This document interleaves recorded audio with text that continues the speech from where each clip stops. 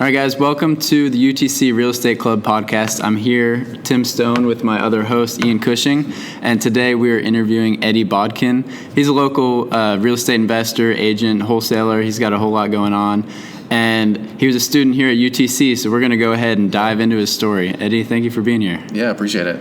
Yeah, so if you could go ahead and start the way we start the podcast is just talk about your life before real estate and sort of what led you in that direction. Okay. Like you went to UTC, talk about your major, what you studied, and then how did that play into what you do now? Yeah, so coming out of high school and then going into college, my mindset was just, work really hard, get, 1 or 2 college degrees, end up getting 2. And then, that would lead to just, being financially successful. I mean, I just remember that just being just reiterated over and over from at least high school or maybe even earlier. So that's what I thought would be, my path of success. So I started here at UTC right out of high school, studied psychology, and then from after getting that degree, I went on to get another degree at a different university. I got a master's degree in psychology, and then I went even further than that, and just basically got some like postgraduate licensing or licensure to be able to to use that in the field. So really, I was like about a year away from having a PhD,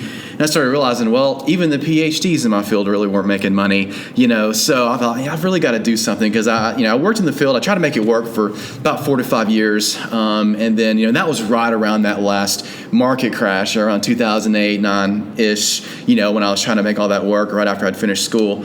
And so I thought, man, I really got to do something. Like, I'm not even making enough, with both of those degrees and postgraduate training, like I wasn't even really making any more than if I'd never done all of that, So I thought I've got to, figure something out. So I just had happened to, I read a couple of real estate books. I think Rich Dad Poor Dad was the first one I read. So I just kind of dove into some real estate books. And then I went to a couple of real estate seminars, and I thought, okay, well, this is something that's, just kind of non-conventional, something that is, just different than what I was used to. It seems like I can make my own path here, and essentially have more control over what I was doing. So, so I started just learning that. I took about a year to learn real estate, and then in 2010, I did my first 3 wholesale deals.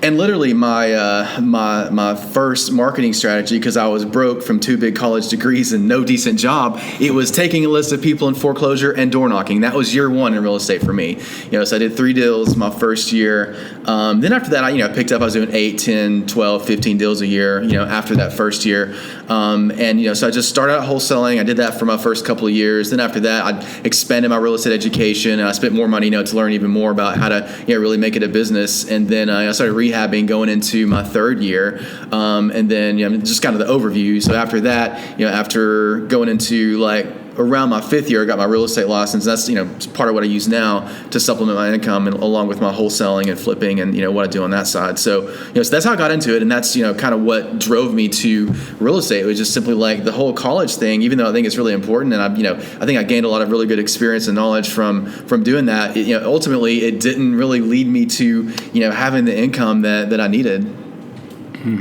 Okay, so I want to unpack what you started diving into. You said you were wholesaling, you were flipping, rehabbing, all that, and it's a lot of work, a lot of hustle. And I see a lot of times it's the way people start out. Mm-hmm. Why do you think that's the way that you went? Why do you think so many people start out wholesaling, start getting into rehabbing and flipping?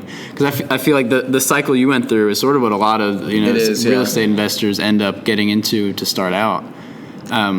What was it about that, do you think? Well, I mean, when I started doing the real estate education, even just from before the time I even did my first several deals, I mean, just the impression that I got just from other investors that I was learning from was just simply that, really, if you're starting out with no money, you need to go the wholesaling route. And even now, almost 11 years later, I would still tell somebody that. I mean, because, you can literally, get something under contract and assign the contract, with very little money or maybe some earnest money down, when you can just put a small amount if you need to.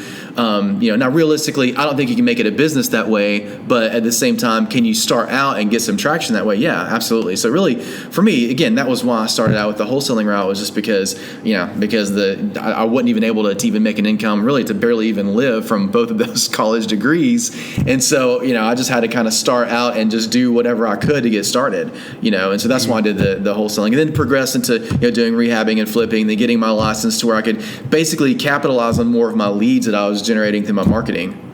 And were you working during that whole time while doing wholesaling? So like the very first year, it was an overlap. So that was in 2010. So I was still working my regular job.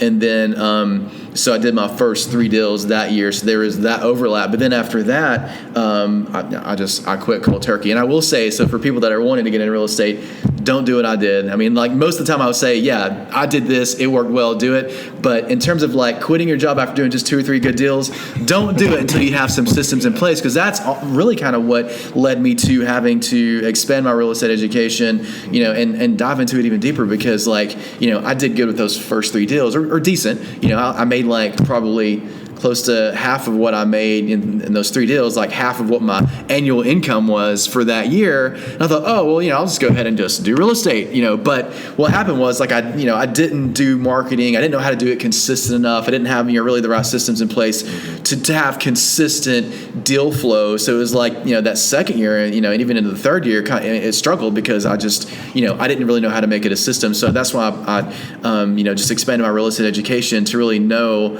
how to make it work that way. So don't do what I did. Taper off. Don't quit your job cold turkey. But use real estate as a way to replace your income. I mean, if that's your goal.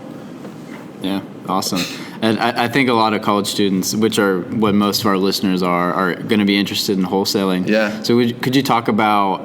I know you said door knocking. Like, what did the first few deals look like? Once you actually got in there. Maybe like. How many deals or how many doors you have to knock? How many people you talk to before you got your first deal? And then what did the first deal look like? That when I look at all of my marketing that I've done a lot of different marketing campaigns at this point, but the door knocking, that really was probably, I would say, like still my best, like cost per lead and cost per deal, minus like the gas of driving around and the stress of having to walk up to someone's door and say, hey, I noticed that you're having a problem with your property, or you're in foreclosure or whatever, but outside of that, like really, like the numbers are really good. Like I know that from my first year going into my second year, like really focusing on the pre-foreclosures, I mean, I was like actually closing 1 out of every like 20 or 30 people that I door knocked. Really? So this was really good numbers in terms of like how many people I had to talk to get a deal. Now, I mean, like you send out thousands and thousands of mailings or do a lot of cold calling, to get one deal. But with the door knocking, like it was really, really efficient. Now I will say, the difference, like right now, I don't think the numbers will be the same. Big thing is because of the market. Like there's very few foreclosures. There's more competition. Everyone is flipping houses now, by the way, if you haven't noticed. So, there's a lot of other variables right now that would make those numbers different. But like when I started in 2010, the market was still like totally depressed. It was down. So, so that I think also helped me to have better numbers there. But still, it was, a great campaign to start out with. If you can just, suck it up and do it. That was really I would say it's still my best numbers in terms of the number of people I had to talk to get a deal. Mm-hmm. That's cool. Do you have any questions? Well, so you said you knocked on about 20 doors before you got that deal. Oh, yeah, so you want to talk about the first deal. Yeah, let's talk about the first deal. So the first deal, so the first actual deal I did, it was not one of the door knocking deals. I was working on that, and I'd actually got a property under contract. It was like December. I think it was like Christmas Eve, December of 2009, and maybe it was the day before Christmas Eve. It was like December 20 something, And I got this one property under contract. And it was a short sale. The first short sale I tried to start working, but it just fell through after like 2 or 3 months. I couldn't get the banks to come down to the price I needed. So I was already like starting that process like then. But going into 2010, the first actual deal I closed was not one of those door knocking deals. It was a deal that another wholesaler had, like this little like crack house duplex somewhere downtown. And he had it for like 20 grand. I helped him sell it for like 22 or 23. I made $1,000 on it, so it got me started. At least I could say, hey, I closed the deal. But yeah, that was the very first one. Wasn't anything glamorous. Wasn't like the stuff you see on TV. Someone makes like 40 or 50 grand, on a flip. It was like literally just a junky duplex. And I helped another guy helped him find a buyer for his deal, his wholesale deal, and I closed it. But then after that, I was doing like with the door knocking, it was pre-foreclosure properties. And so what I was doing there was I was going in and getting the property under contract, and the contract was specific to like I'm going to negotiate a short sale.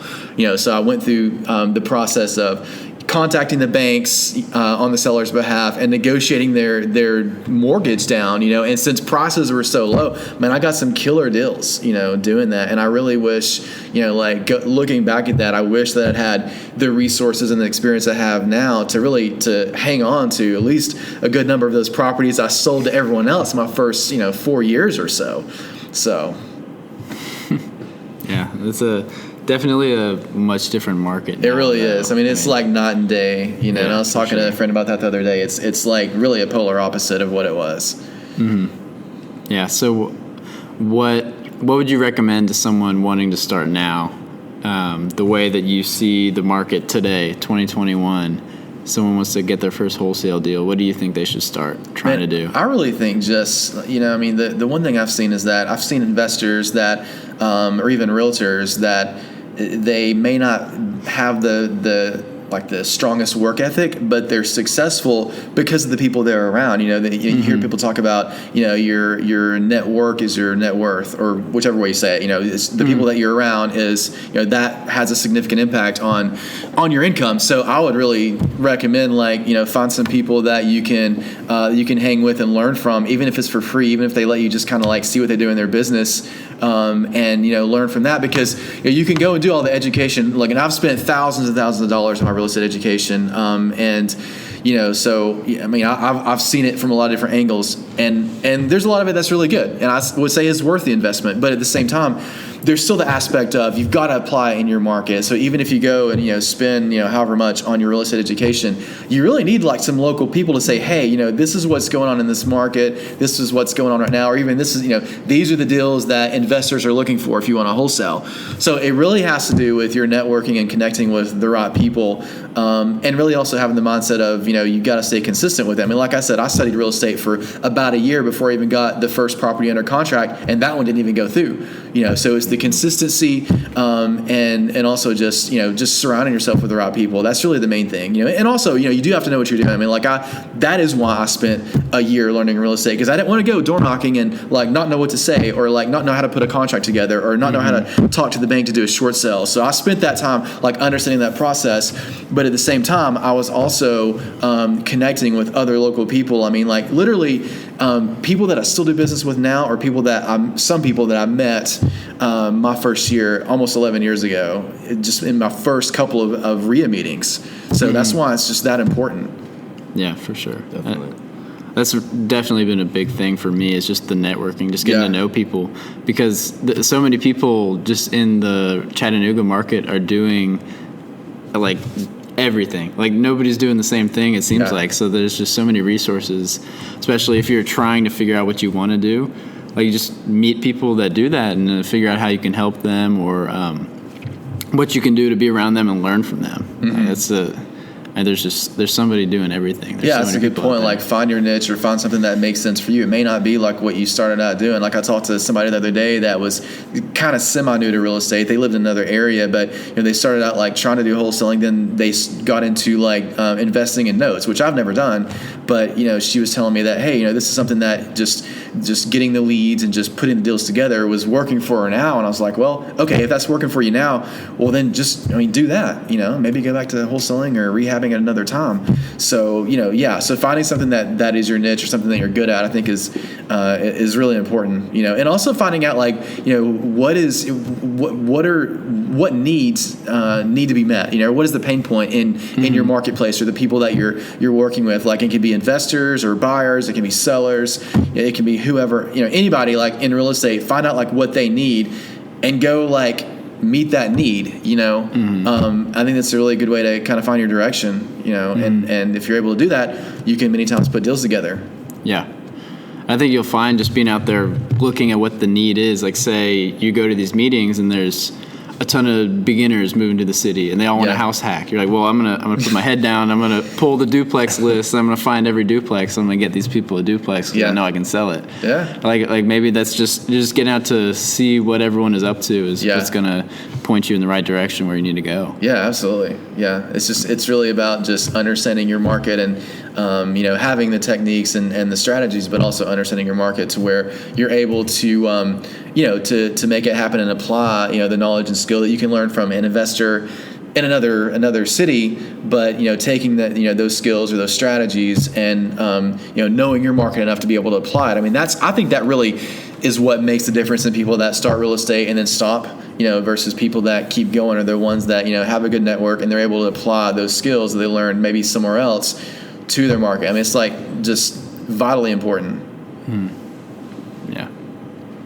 So, leading from wholesaling, you started doing flips, and then is that what you do now? What exactly do you do now? What have you led to do? It's really kind of a combination now. Like as of like a couple of years ago, I started seeing that the houses that I was finding that were a good deal to rehab, that if I actually got something that was a good deal for me in this market, over the past 1 to 2 years, I really didn't have to rehab it just because like my numbers are conservative. Like I started out again, the market was like totally, bottomed out. Me and some of my partners, we were buying stuff at like 1970 prices. So for me, like everything is super high right now, just based on like the way where I started. So my numbers are still, they're still conservative. It's not unrealistic. I still do deals. I don't.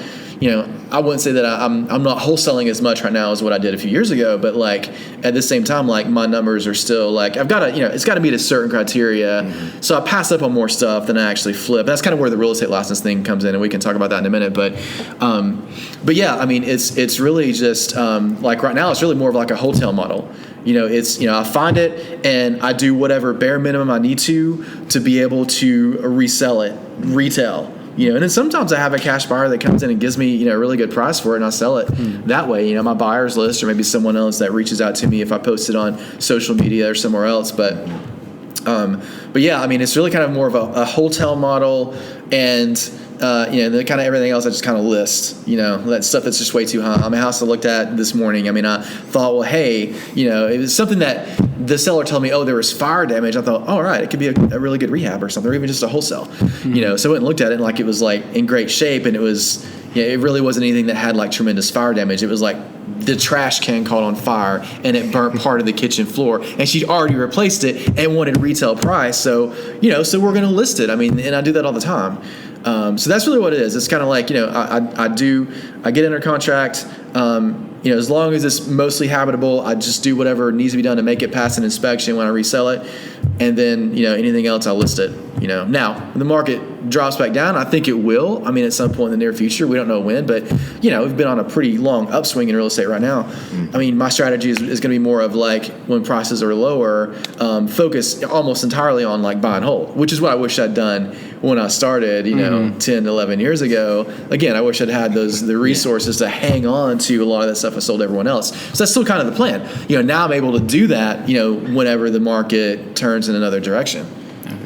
One of the things I love about the podcast is when a new term comes up that hasn't come up in the previous podcast. So you mentioned wholetailing. You talked about it a little bit. Would you mind giving a definition of wholetailing for the purpose of the video? It's really kind of a combination between a rehab and a wholesale. You just, like in that situation, I am typically like buying the property. I'm not signing a contract. I'm taking private money and I'm buying it. But the goal is really to try to sell it to a retail buyer. So again, it's got to be something that's in, decent enough shape to where it's livable, but it doesn't have to be something that's in pristine condition. It can be something that's, maybe kind of dated, but it's still livable.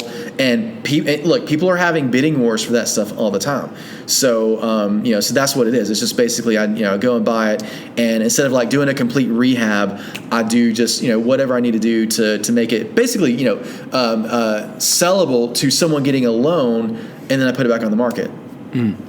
Yeah, I've seen people that'll just buy a hoarder house. It's just full of stuff. Yeah. They buy it, they hire some people to clean it out, and then they list it. Like, that's all they do to the house. And just because no one else was willing to do that, they were able to make the return. Yeah, and I mean, like, to me, one thing I would say about that is it kind of goes against like how I really want to do those properties in terms of like the satisfaction I get out of it, because like I actually like going in and rehabbing and making everything like nice and new, and like that's brought me way more satisfaction than like selling the cheap crack houses that I did starting out, or part of what I did starting out. So like making a nice product, I mean that's really something I've just have a lot of satisfaction in doing. But now it's just really it's a smarter move to me to be able to go in and just get a property and not have to do a complete rehab and really literally I'm making as much or more on those deals as when I've done like full rehabs right now. So it just makes so much more sense to do it that way, even though my satisfaction in terms of the product isn't completely there because I'm not rehabbing the whole thing. The satisfaction of what I get paid is there. So that's why I'm doing it. But it's something that's just for right now. And then when things change, I'll go back to a different strategy. Yeah, and that's where the term return on effort comes in. It is. Yeah. It's not return on your investment. It might be the same dollar amount. Very true. But you didn't have to do 2 months of rehab. Yeah. And maybe you could have made a little bit more if you rehabbed it, but you saved yourself 2 months or 3 months, however long it was going to take. Yeah.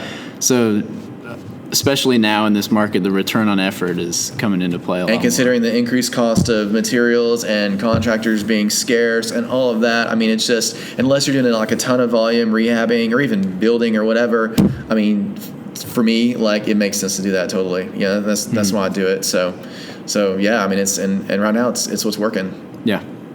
Cool. So that's mostly what you're doing right now. You're just buying them, kind of doing a little bit of like the bare minimum, and then just flipping it. Yeah.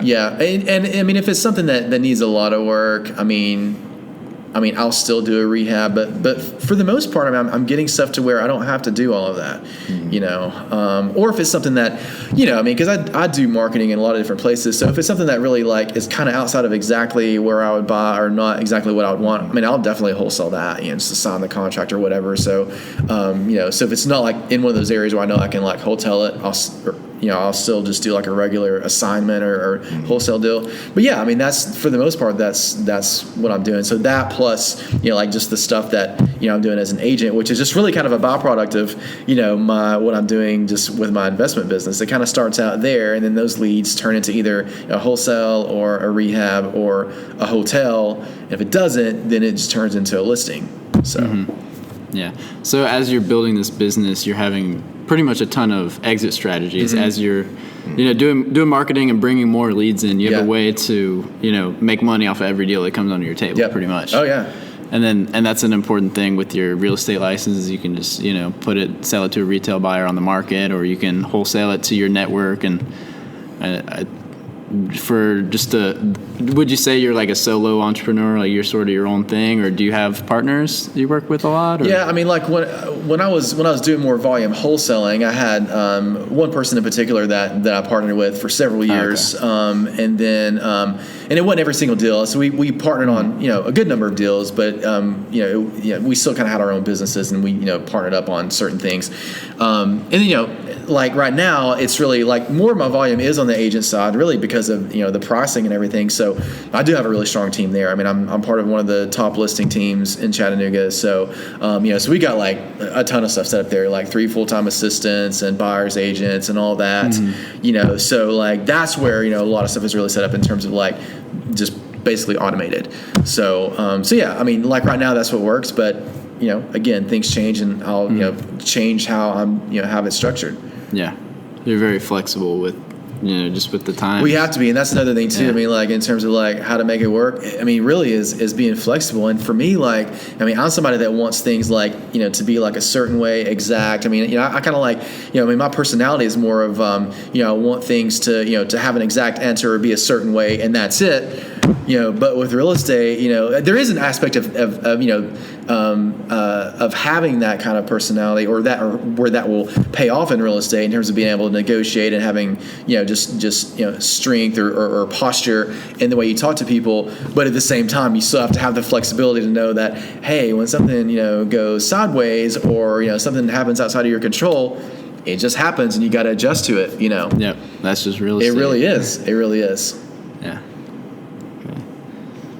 So while you're talking about all that, I was thinking, so like most of the stuff you do like short profits, like you'll buy, but do you hold like rentals? Do you do other investments? Do you own hotels or anything? Are you like are you a rental investor?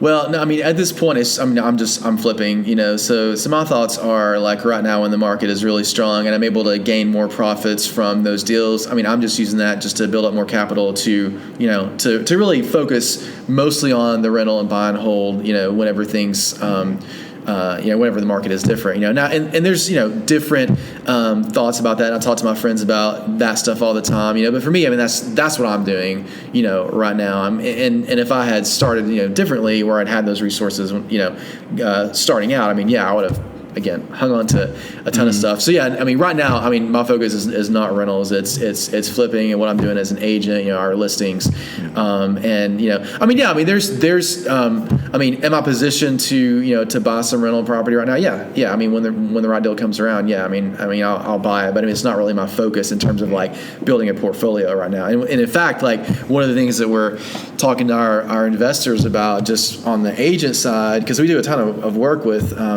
just listing investment properties and working with investors, we're talking to them. We've been talking to them the past year about like if you're going to sell your rental property anytime soon, like go ahead and sell it. Like you can probably make like the amount you could make in what you can sell it for right now can probably, and I even added this up on a deal yesterday that I just sold.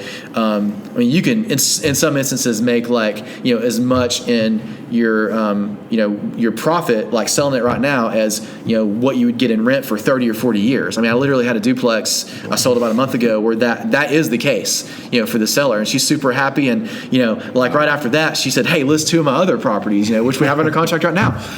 So just based on like just the way the market is just so strong on the seller side, to me it's a great time to build up capital. And you've got other people that maybe they've been buying and holding for a long time, and that's still their strategy. They don't want to flip, and they're still buying, just like buying rental properties or apartments or whatever. That makes sense. And it just really comes down to like what is your particular situation and what makes sense for you.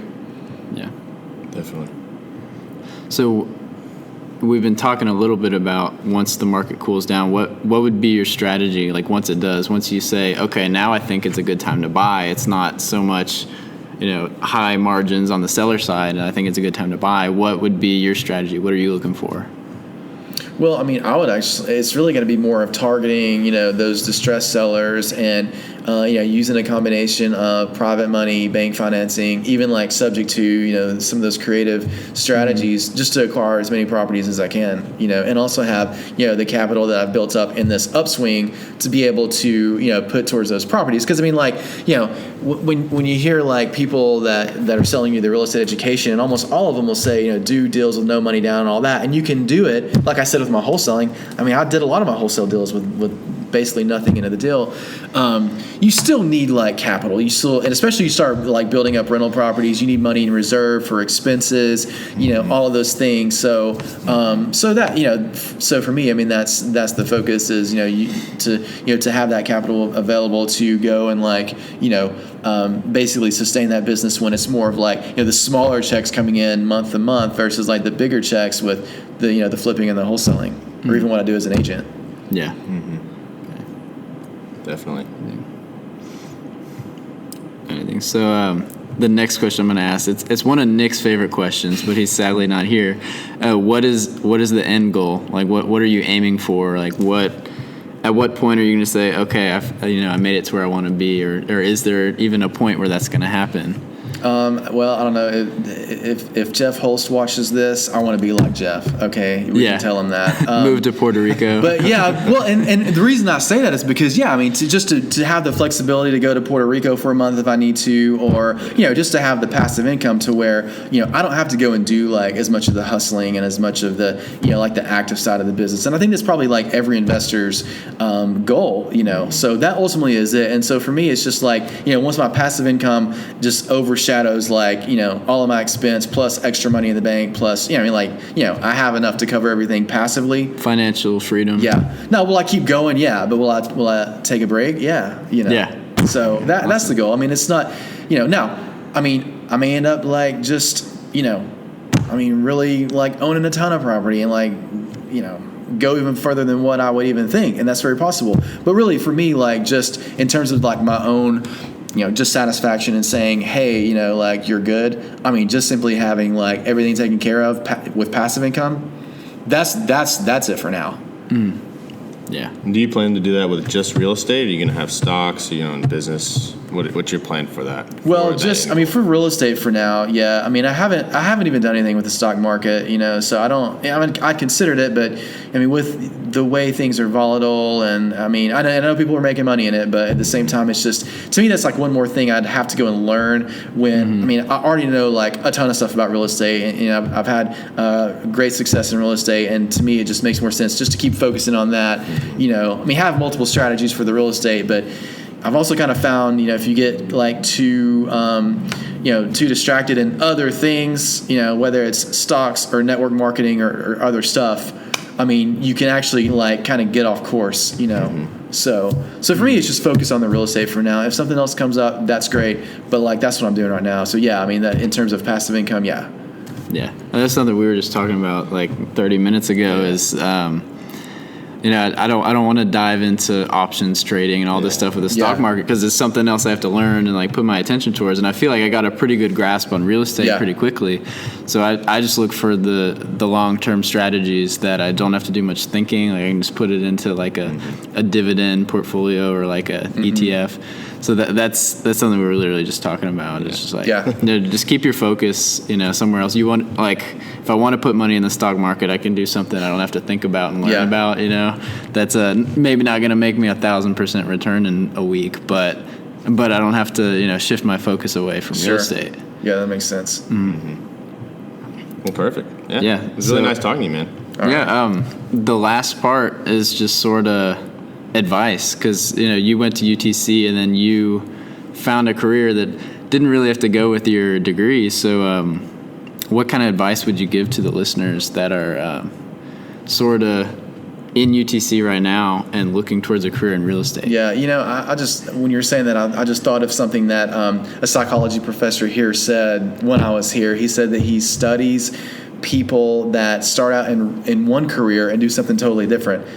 Dr. Hood, I don't know if he's still here. He's probably like super old if he is, but like, and that ended up being me. And I never talked to him after I left UTC, but but I just kind of going back to like what advice would I give? I mean, really, it's in terms of just like college and like what career you should take and just like what you should do or what direction you should go. It's really like I think you should really spend some time like understanding what you're getting into, because I can tell you like most things, real estate included, like it's not as glamorous as what it looks like on the outside, and so really it would help significantly, whatever you're going to do, like talk to someone in that field or people in that field and get different opinions and find out, what is their income, what is, their level of stress, what is, what do they like about it, what do they not like about it, and just like, just get more information about it. Because again, I mean, like we, at least, when I was in, high school and even before, I mean, that was just kind of the message, really the message of, from someone who is middle-class employee to other people that are going to be trained to be a middle-class employee is, go and work hard and get a good job and retire. I mean, it's like nothing in terms of entrepreneurship, nothing in terms of investing, really, and that's something that really should be in our educational system, and it's not, it's totally void, so we're all just kind of trained to like do the rat race thing. So I would just say, find out what you're going to do. It doesn't mean you even have to be an investor or real estate and all that, because it's a lot of hard work, but whatever you're going to do, like find out more about it, and know that just because you have a degree or degrees like me doesn't mean it's even going to, really give you that good of an income, because with universities, it's a business. And they, have, and I would say you would still, with any degree, the experience can be good. You can learn a lot of really good stuff, but in terms of it being like just applicable to, the real world and like bringing you the results you need, you got to find out more about it. So just in terms of that, that's what I would say, would encourage people to do. And I will say that I wish you guys, or that people were doing this when I was in college. That's why, when I first found out, I saw Nick at, he came to one of our networking meetings a little over a year ago. And so that's what I told him. I was like, man, that is super cool that UTC has a real estate podcast or real estate club, to teach people about this, like before they even enter the workforce, like at least people that want to learn, it's available. And I totally wish that was available when I was here. And I really, if I could do it over, I would do real estate sooner. I really would. I'd still probably go through college, at least one degree, but I would do real estate sooner, just so I'd be that much far ahead. So, it's just awesome that you guys are doing this, So on the a broader perspective, that's what I would suggest. On the real estate side, really, again, I think it comes down to your network and the people you're connected with, and just staying consistent with it and understand, there's good days and bad days, but if you're doing things right and you've got the right resources and the right people in place, it's going to pay off, so that's what I would say. Yeah, that's awesome. And that, like, everything you said aligns with exactly what we wanted to get out of the real estate club. Yeah. Just give people not just a taste of what real estate might be, but a lot of people are getting experience out of just the networking opportunities, and they're getting to actually, go work jobs in real estate before they even finish school. I think that's amazing, because one of the founding members, Damien, he was a psychology major as well, and now he works in real estate. He's a project manager. Yeah. And that was something that he found through the club just like shortly before he graduated. Yeah. And it's it's exactly what we're looking for. Like, because some people don't know. Like, maybe someone will walk into the club because they have nothing better to do, and then find the career that lets them fulfill their passions. Yeah. Or just live the life they want to live. Yeah. And I just think it's awesome that what you said is exactly what we're aiming for with the club. So that's awesome. Yeah, appreciate you coming on. How can people hear more about you? You do YouTube. You've got a little bit of social media stuff. I'm on Instagram. My investment company is Facebook. It's on Facebook. It's Rock Solid Real Estate. But if you just want to find me personally, just Instagram. Just Eddie.Bodkin is my username. So yeah, you can connect with me there. Awesome. Well, thank you. All right. Thanks, man. Sounds good. Thanks. Yeah.